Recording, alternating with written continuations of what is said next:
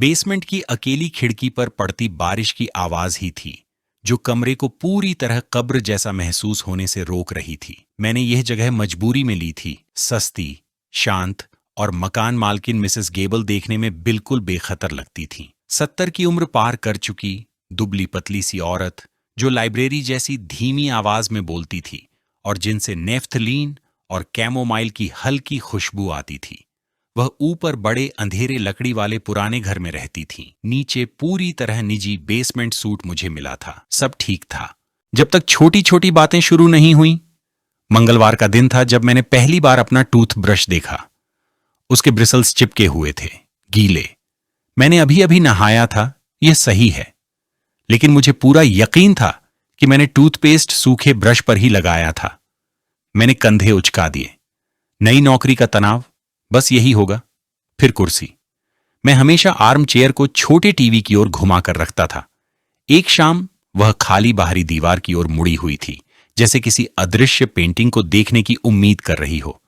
शायद मैंने ही हिला दी होगी और भूल गया। किताब ने सच में डराया।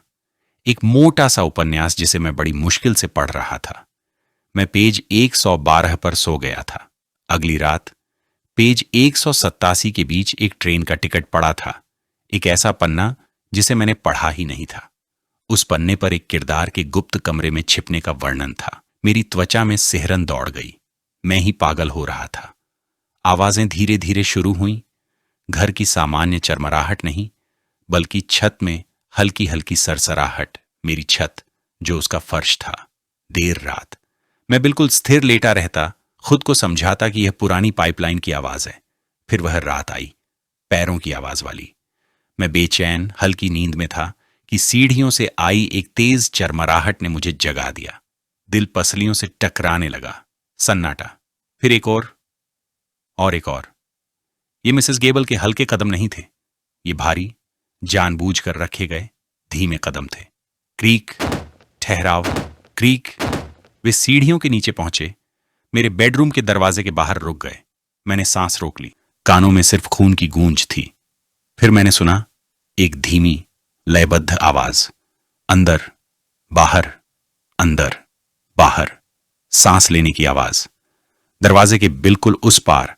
मुझे लगा जैसे उसकी गर्माहट तक महसूस हो रही हो। मैं दरवाजे के हैंडल को घूरता रहा, जड़ बना हुआ, उसके घूमने का इंतजार करता रहा। वह नहीं घूमा। सांसों की आवाज अनंत काल तक चलती रही।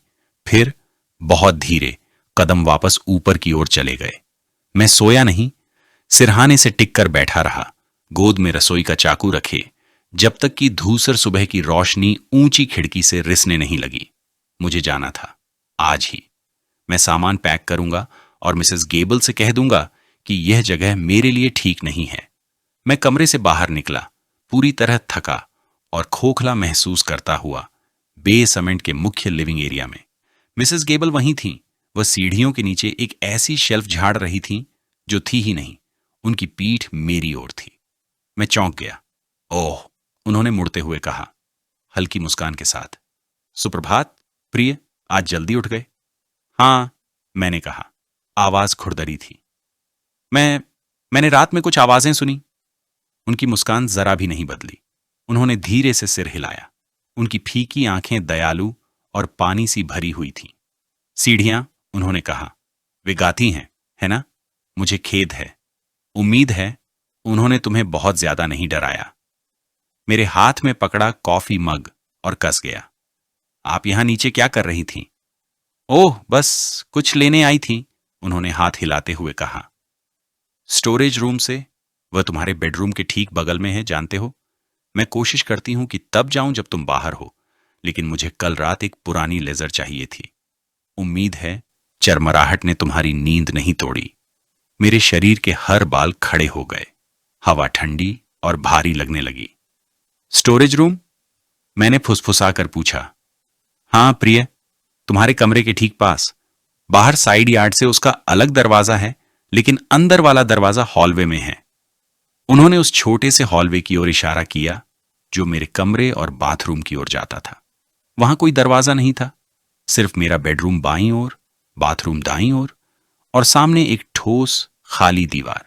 Mrs Gable? मैंने खुद को शांत रखते हुए कहा। वहां कोई दरवाजा नहीं है, वह दीवार है।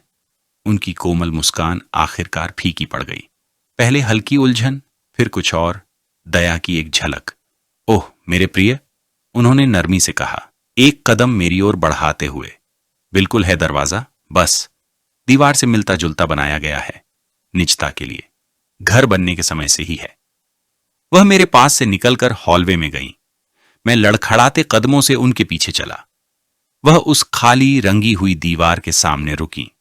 उन्होंने उंगली के नाखून से पेंट पर एक सीधी रेखा खींची जिसे मैंने कभी नहीं देखा था। फिर छाती की ऊंचाई पर दीवार पर 2 उंगलियां दबाईं।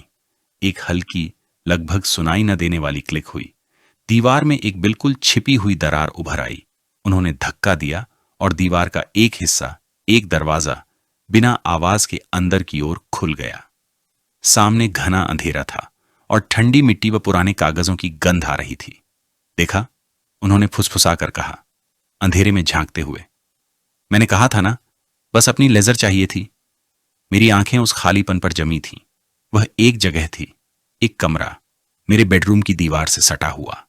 वही दीवार जिसके सहारे मैं हफ्तों से सो रहा था। मिसेस गेबल ने सिर घुमाकर मेरी ओर देखा। उनका चेहरा आधा अंधेरे में डूबा था। उनकी दयालु पानी सी आंखें मेरी आंखों से मिलीं।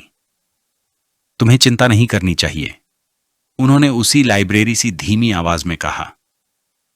यह काफी साउंड प्रूफ है। दरवाजा बंद होने पर अंदर से कुछ भी सुनाई नहीं देता।